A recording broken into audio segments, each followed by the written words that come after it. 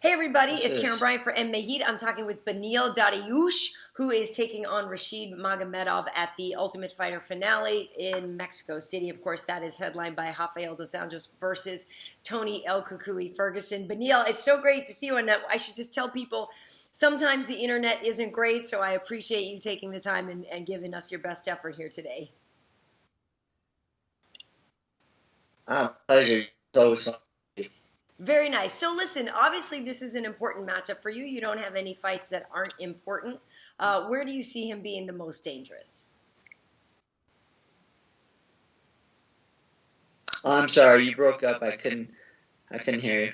No, I was just going to say all of your fights are important at this point. You know, you're in a very difficult division. But where do you see Magomedov being the most dangerous? I think obviously that's one of his biggest weapons, and he's a strategic fighter. I think so. That's similar to myself. Mm-hmm. His specialty is stand up, and I think that's what he's going to try to do. He's going to try to avoid going to the ground, and he's going to focus on.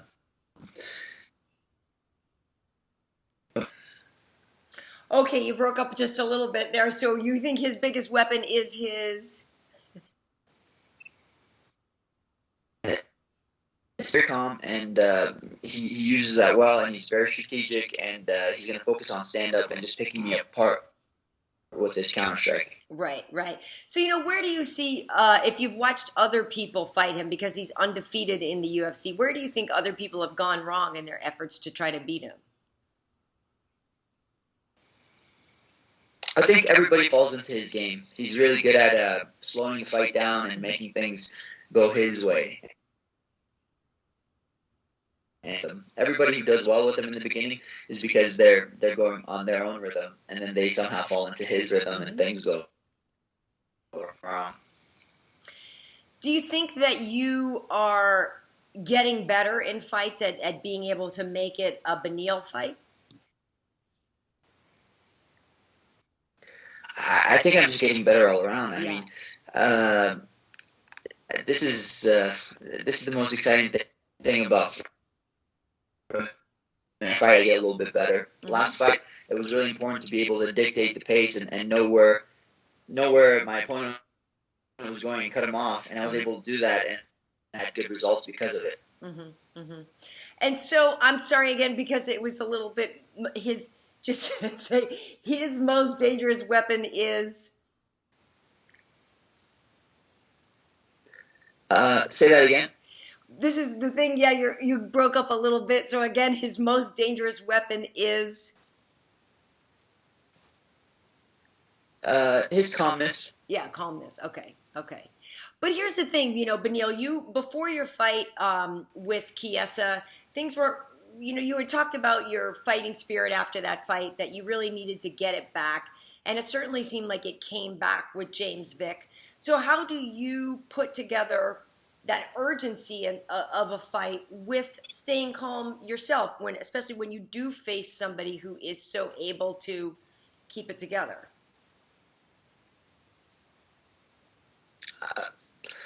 I don't dictate my game plan. I don't let his mindset, his mentality, his game plan affect. I have people around me. Everything that I have going right now is perfect. So I want to keep it that way, and I want. It's really about keeping that focus to keep that spirit. Mm-hmm, mm-hmm. You broke up a little bit here, but I know that you are talking about having the right people around you. I do want to talk a little bit about your camp, because there's news coming out that Rafael Dos Anjos, the former champion, is leaving Kings. When we look at your timeline, we know that you and Rafael Dos Anjos are very close together in training for this camp. So how much time have you spent with RDA, and how much time have you spent with Kings in preparation for this fight? I've been at Kings the whole time, and RDA has been with me the whole time. Check it out, RDA shirt. Nice. I mean, I'm here with RDA right now. We're getting ready for the fight. Master's coming in. week. Going on with Master and Hoffa, they'll figure it out. I'm sure they will, and everything will be cleared probably after this. But right now, for me, everything is as usual. And Cordeiro is cornering you. Yes. Right. Yeah, from what I read, Cordeiro is saying that, yes, Dos Anjos may train with some other people, but they are still very close. And Cordeiro totally believes that RDA will return to being a title holder. So that's the latest news anyway that we've heard. Yeah. Soon. I'm sorry, I missed that part. Say it again. Sounds about right from you. Soon. Yeah, all right, I get it. So listen, what do you focus on when you think about your goals? Are you a guy, some guys get in the UFC and they're like, I gotta be the champ. Certainly you've been around a lot of champions. You train with Rafael Dos Anjos. You train with Fabricio Werdum. You trained alongside Shogun, former champion. So you know what that life is like. Is that what you want? Is that what you aspire to? Is that even important to you?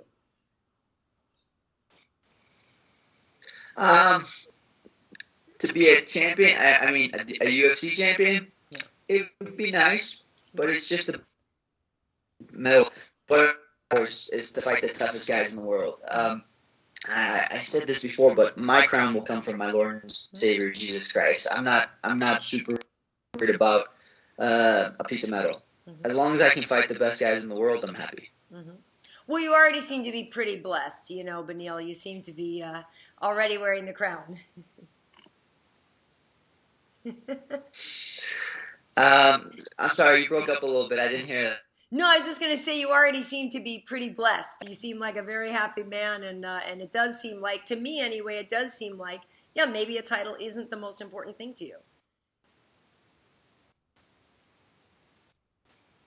Pretty much. I mean, I even have my own gym now. I opened up my own gym about 9-10 months. This will be my third fight this year. I mean, things are rolling perfectly for me. I'm happy. I have nothing to complain about. Nice. And maybe you can give me a little insight. Hoffa, we were talking about the fact that there was supposed to be a Kings opening in Hollywood soon so that MMA H.E.A.T could get our train on there, but it hasn't opened yet. Do you know the time frame for that? You know what it is? It's, what do you call them? Like, they keep pushing the opening back because there's so many regulations and so many little things they got to take care of, and they're supposed to do it, and it pushed them back like 3-4 weeks. Right. It's ridiculous. It's just these things. That it was supposed to be open already. Yeah, I know. So, hey, how much of a difference has it made for you going to Mexico early to get that altitude training? How much of a sense do you feel, the difference there as it might be a factor in your fight? Yeah, actually, at first, I've dealt with the high altitude before in training. This will be my first time. I traveled to Mexico before with Fabricio for his first fight with Kane, and I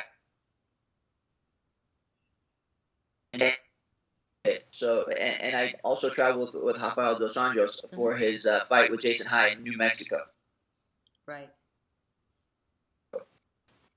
A lot to think. No, I'm okay. I need to get out there. So we actually went to Mammoth first, which is I think 8,500.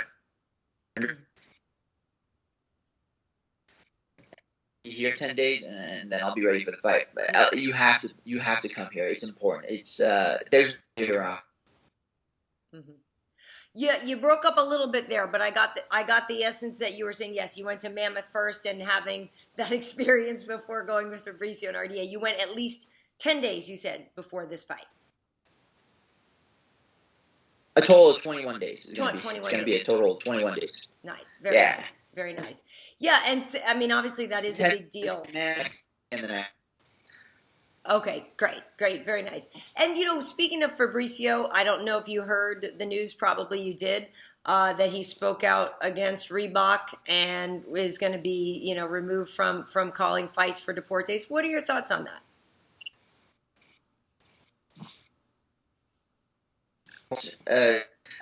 For example, I'm employed by the UFC, and I consider myself a happy employee. But I also understand. So there are standards and expectations that I have to meet, Mm-hmm. and obviously, if the same time, this punishment, Fabricio wasn't trying to lash out. He was trying to show that he wasn't trying to disrespect Reebok, but it was more about showing the world that he's underappreciated and he doesn't.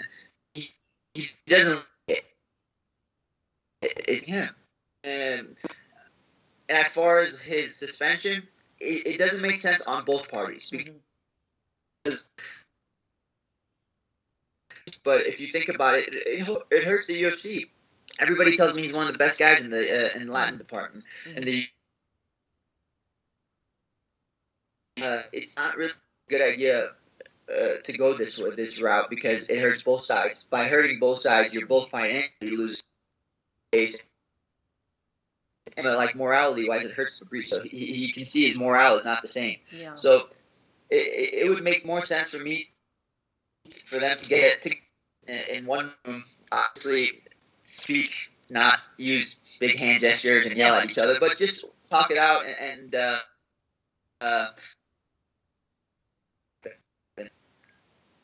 yeah, I hope they can work it out because I agree with you. I know Fabricio is very good at what he does. It's a tough situation when I know a fighter is losing a lot of money, after that Reebok deal. It is really difficult for them. But I agree. I hopefully they can get together and work something out because it's a loss for the fans to not have Fabricio calling those fights. Exactly, and it's a loss for the UFC. I'm sure there's going to be a backlash about this from the fans, so it just doesn't make sense to me from both parties. Right.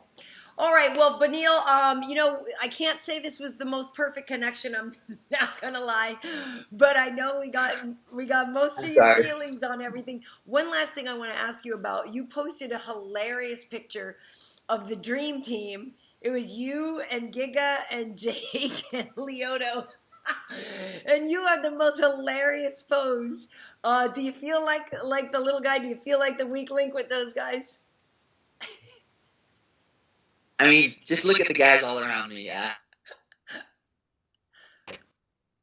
Child, Giga will throw spinning kicks until I'm dizzy, Right. and Lyoto, I still haven't hit that guy. So I'm still waiting to hit that guy. Very nice. Well, that picture is... when I looked around, they were all posing. Yeah.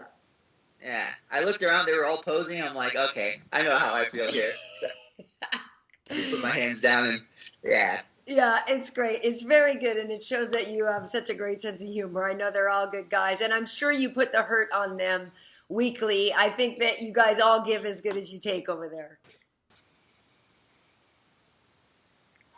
Exactly, that's the plan. Awesome. Well, I will be in the studio at Fox for your fight. Really looking forward to it. Give my best to the guys on the team, and we wish you luck. Have fun out there. So much. Thanks, Beneil. We'll see you soon.